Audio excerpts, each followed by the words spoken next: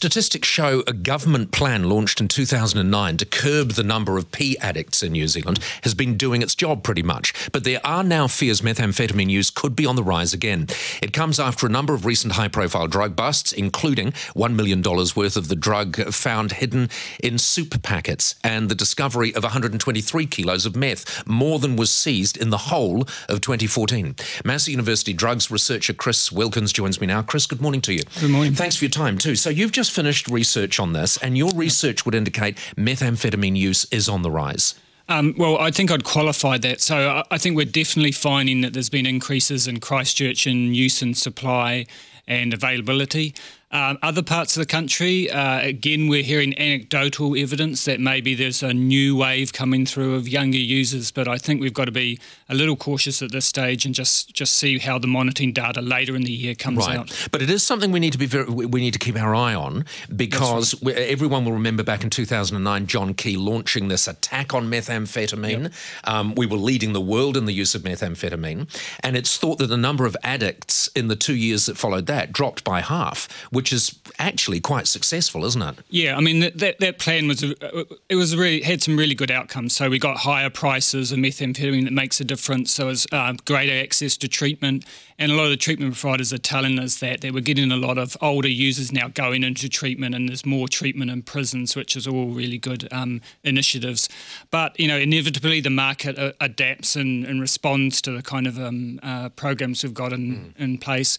Also, there's been a little bit of a regional increase in methamphetamine supply. So Australia's having a big problem with crystal methamphetamine at the moment. So, we shouldn't be surprised that we're under a bit more pressure than we have been. The police are obviously a bit sceptical about your research, but at the same time they're saying, well, to be honest with you, we are of the opinion that it's possible that supply is on the rise again too.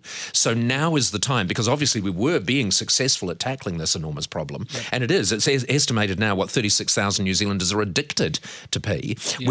We were being successful, so what do we need to do now to put the final squeeze on? Well, I mean, some of the things we just have to keep doing what we're doing. So some of the factors that have brought this about, like in Christchurch, I think the Christchurch rebuild has really created almost a perfect storm in some ways. That there's this large influx of young men who are earning good money. They've got a lot of time on their hands. They're often international workers, so it's really creating a bit of a honeypot in terms of demand for meth and other drugs as well.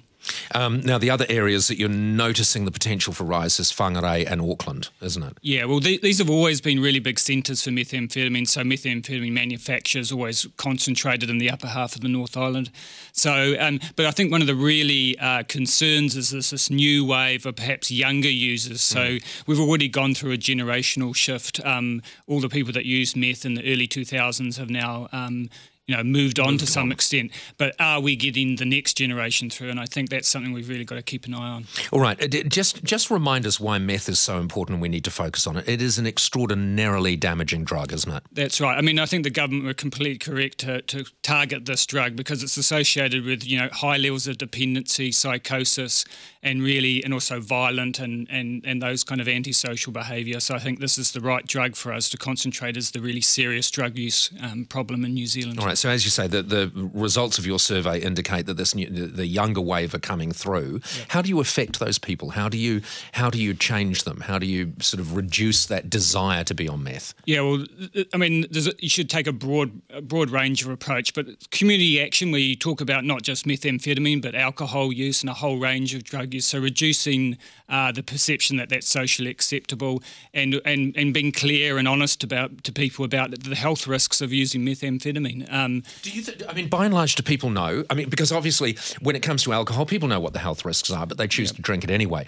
But I wonder if people know how truly destructive meth is at the point of purchase. Yeah, that's right. So it's more than just telling them. So you've got to really engage with them and get good role models there and talk about things, and not just alcohol and drug use, but also just general good life strategies and using your time well, and then also offering drug treatment and reducing the barriers and stigma to drug treatment. The interesting thing about what you're saying now is there will be people who are listening and watching saying, oh, well, you can't engage with these people, it's impossible. What we know specifically in this is you can engage with them, and what we were doing was working working. So it's time to redouble our efforts, yes? That's right. I mean, a lot of what we've been doing in terms of community action, getting into communities and really trying to get those messages across has been really, really pretty successful and effective. So I think, we've got to just keep go for it again.